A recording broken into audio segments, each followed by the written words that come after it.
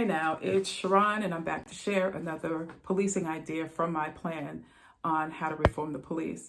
And with that being said, I just need you guys to know that I'm a retired detective. I worked for 20 years for a southeastern city in the US, and I was also in the military.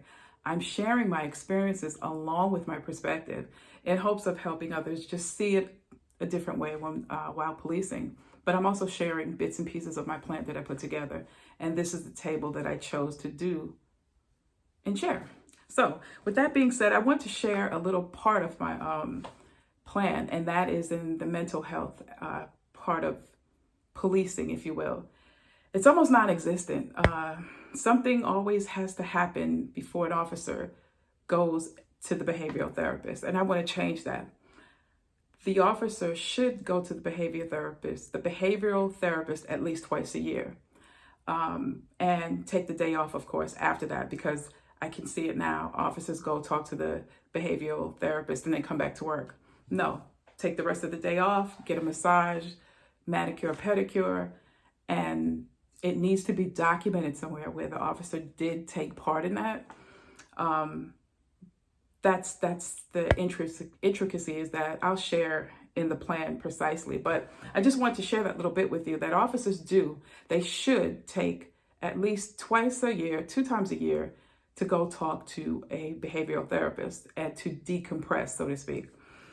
I talked about the stress within the rank and file alone, what I went through with the ostracism and the retaliation and my hair falling out and my health not being so good.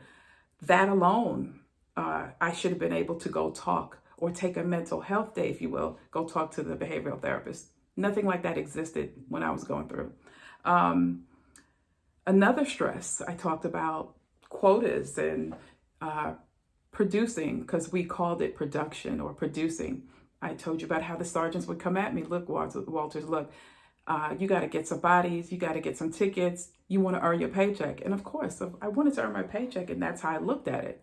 But I also talk about the aspect of quotas and how it affects the neighborhood and how it sterilized the neighborhood because we took so many bodies out of there. Just on the psychological level, thinking about that. What is it doing to the officers when the sergeants are coming down on them? So I share that little bit just to give you an idea as to what is needed within the rank and file of policing. And that is something that's definitely needed on a yearly basis and frequently. And I say 2 times a year. I would even go up to 4 times a year. But 2 times, we could start it off and put a program in place where they could just go, even if they just go sit and not even say anything, just to decompress and get away from the job itself. And like I said, a massage or a pedicure or go fishing. Something in that area that is allowed, if you will, by the department. Of course, we set it up in a sense where, okay, do you want the manicure or pedicure? Do you want the massage or do you want to go fishing?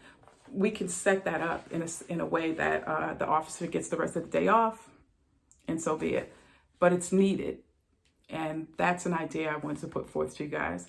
I'll share more next week. Look at our online store. The link is in the description. I created some notebooks. Those links are in the description. And always remember, you don't necessarily have to go through a thing to learn from it. Talk to you guys later. Bye-bye.